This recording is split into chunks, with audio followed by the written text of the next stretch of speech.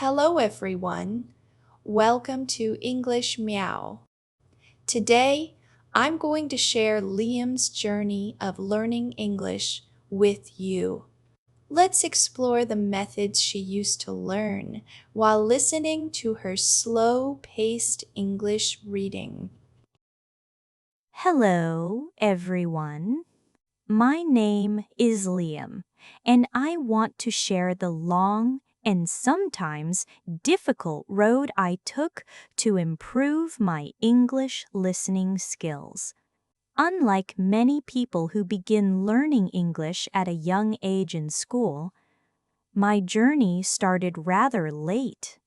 I grew up in a rural area in the north of my country, far from big cities, and English was not something that appeared in my daily life. The signs on the street, the conversations at the market, the songs on the radio, everything was in my native language.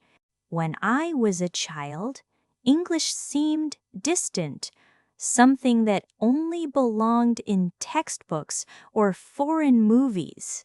I never imagined that one day it would become such an important part of my life. When I was around 17, I decided to apply for a university scholarship abroad. The program required strong English skills, not only for reading and writing, but also for speaking and listening. At that time, I could manage grammar exercises and short essays, but when it came to listening, I was completely lost.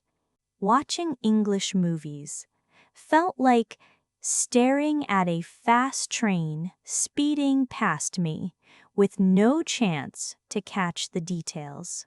I could recognize some words here and there, but the sentences slipped away before I could even process them.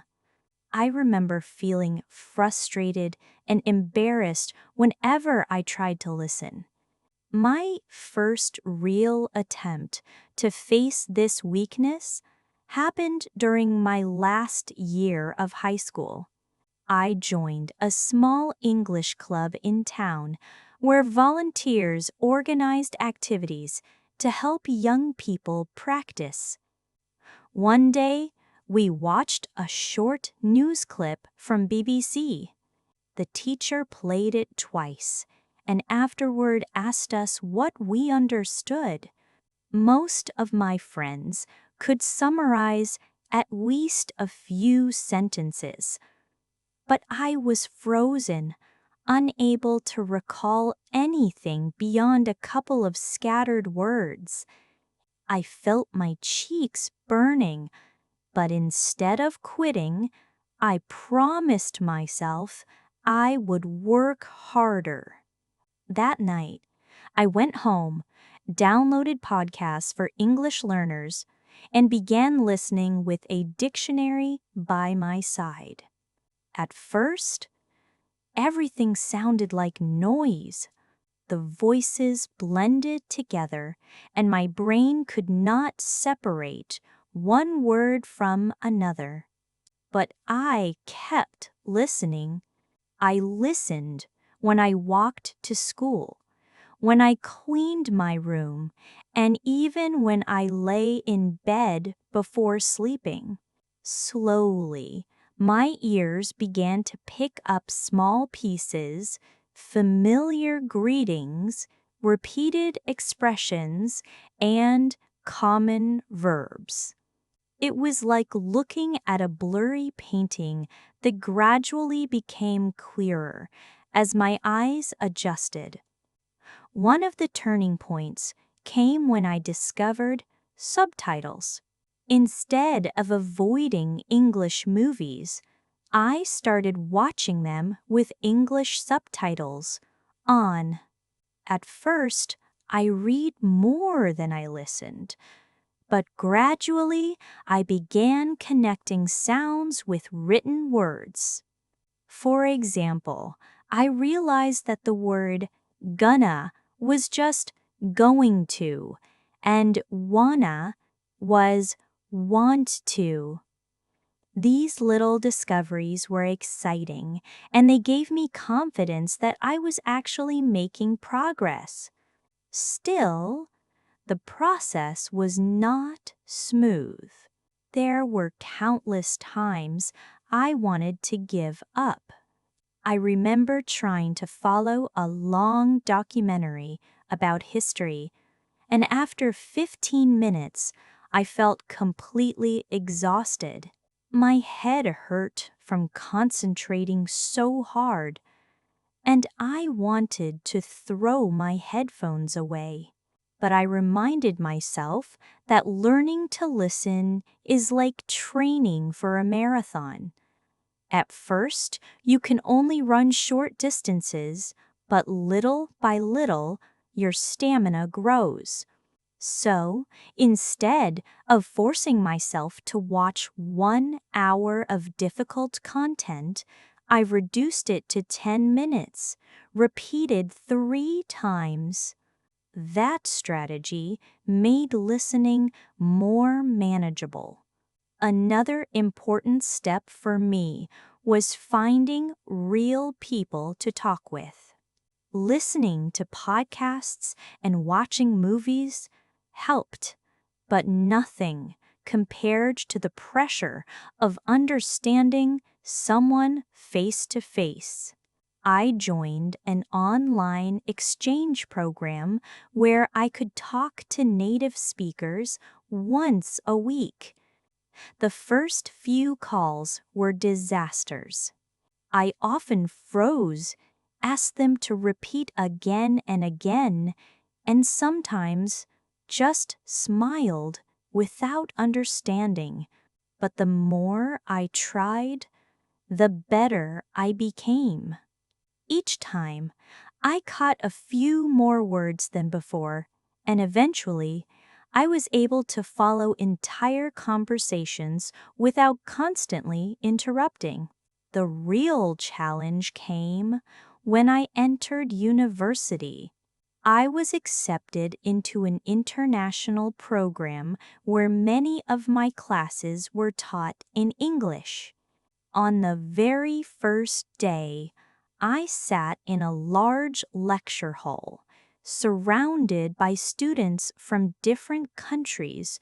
The professor began to speak, and within 2 minutes, I felt overwhelmed. His accent was unfamiliar. His pace was fast, and he used academic terms I had never heard before. My classmates were nodding and taking notes, while I struggled to catch even the main idea. I walked out of that classroom feeling defeated, but I also knew that giving up was not an option. If I wanted to survive in this environment, I had to improve, and quickly. I created a daily routine for myself. Every morning before class, I listened to 20 minutes of English news. At first, I focused on CNN student news, which spoke more slowly and used simpler vocabulary. After a few months, I graduated to BBC World News and NPR. The first time I understood a full news story without checking the transcript, I felt a huge sense of accomplishment. It was as if a door had opened and I could finally step inside a world that had always seemed closed to me. Outside the classroom, I searched for opportunities to practice in real life. I joined the debate club, even though I was terrified of not understanding my teammates. I also volunteered to guide international visitors during campus events, forcing myself to listen to different accents. Each experience was like diving into cold water, shocking at first, but refreshing once I got used to it.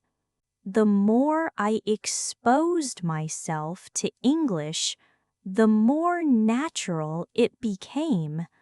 There were still plenty of embarrassing moments.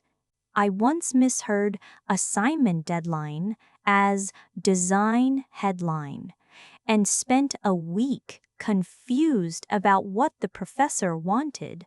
Another time, during a group project, I nodded along for 10 minutes before realizing I had misunderstood the entire discussion.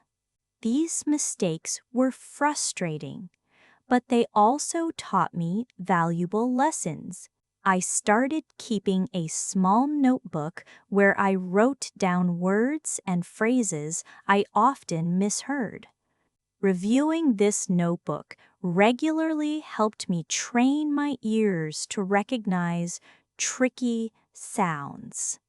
My biggest breakthrough came during my second year, when I spent a summer in Canada. Living in an English-speaking country was both exciting and terrifying. On my first day, I went to a coffee shop and the cashier asked, "For here or to go?" I froze, not understanding the question. After an awkward silence, she repeated it slowly, and I finally realized what she meant. That small incident motivated me to pay closer attention to everyday phrases, not just textbook vocabulary. During that summer, I forced myself to listen actively in every situation, on buses, in stores, at the park. I carried a small notebook to jot down phrases I overheard, then looked them up later. At night, I reviewed what I had written, repeating the sentences aloud to myself. Slowly, the strange sounds around me turned into familiar patterns. I began to enjoy listening rather than fear it. By the end of my stay, I could understand casual conversations, order food without hesitation, and even chat with strangers about the weather or sports. It might not sound like much, but for me it was proof that my efforts were paying off. I returned to university with a new sense of confidence, determined to keep building on what I had achieved. When I returned to university after that summer in Canada, I noticed a big difference in the way I approached my classes. Lectures that once felt impossible to follow now seemed challenging but manageable.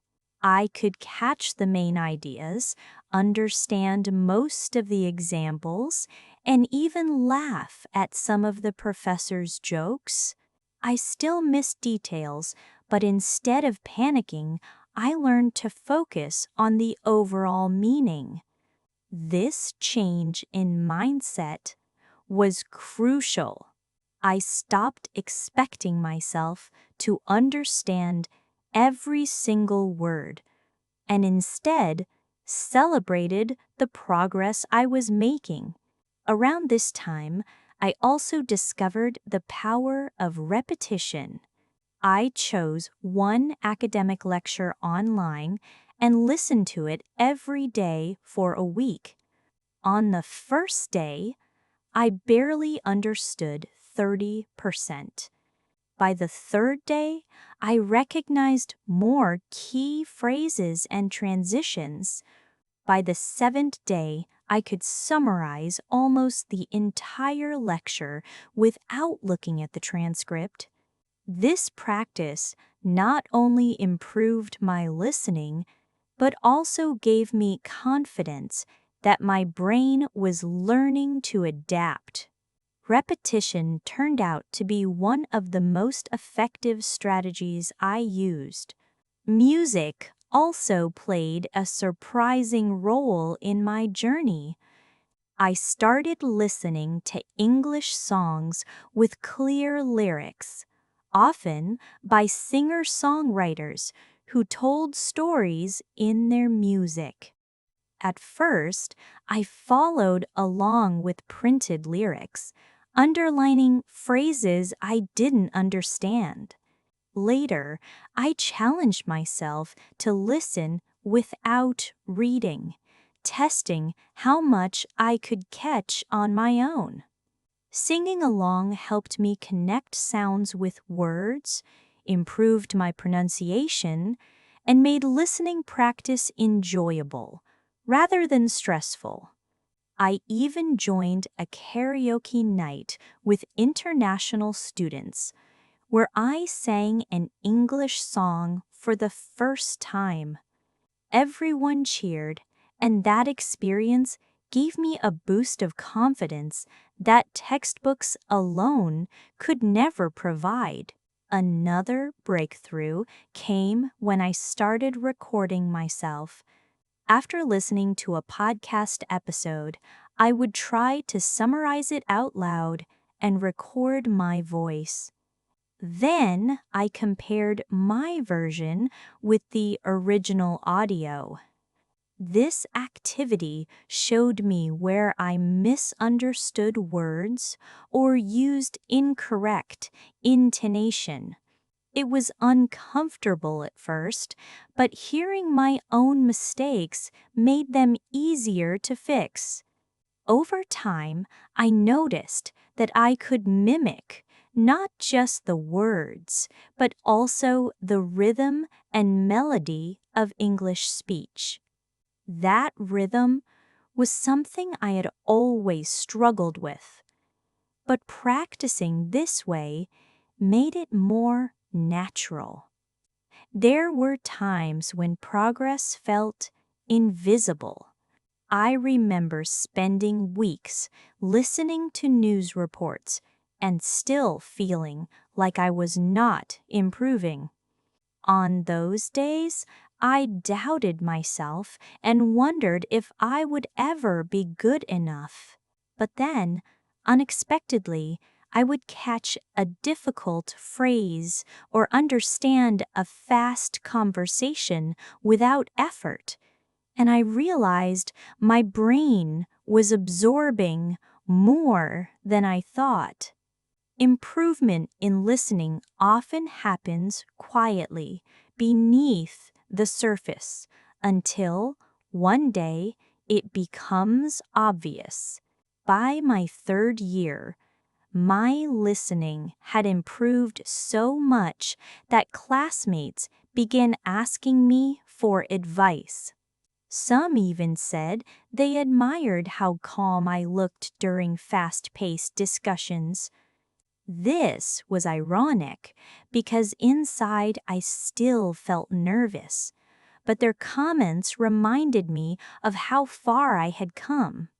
I began sharing my methods with others. Repetition, subtitles, active listening, and real-life practice. Teaching others reinforced my own learning because I had to explain clearly what had worked for me. One of the most important lessons I learned during this time was patience. Listening comprehension does not improve overnight. I had to accept that some days would feel productive and others frustrating. On days when I felt stuck, I reminded myself that small efforts compounded over time. Even just 10 minutes of focused listening, done consistently every day, added up to significant improvement over months. I began to enjoy this process, seeing it not as a task, but as a personal challenge and adventure. I also realized the value of exposure to different accents. In the past, I avoided content with unfamiliar pronunciations because it felt difficult. But I soon understood that the world does not speak in a single accent, and encountering diverse voices was essential. I listened to podcasts and watched videos from the UK, US, Australia, and even non-native English speakers. At first, I struggled to catch some words, but gradually, I learned to rely on context, intonation, and familiar phrases. This exposure made conversations in real life far less intimidating. Social interaction remained a key component of my learning. I joined international student clubs, attended English-speaking events, and found language partners online. Every interaction was a chance to apply what I had learned and to identify gaps.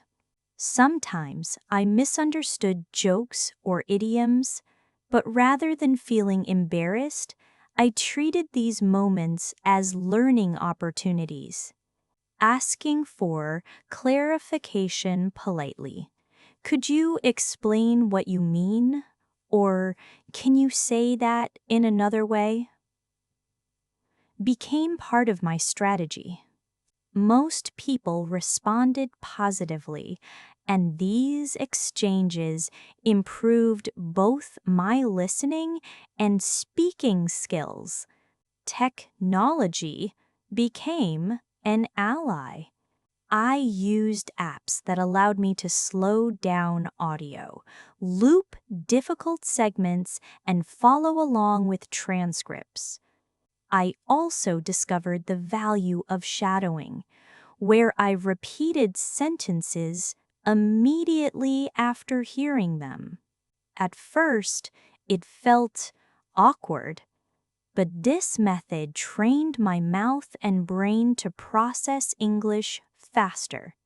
Listening to the same audio multiple times, each time focusing on different details, gradually built my confidence.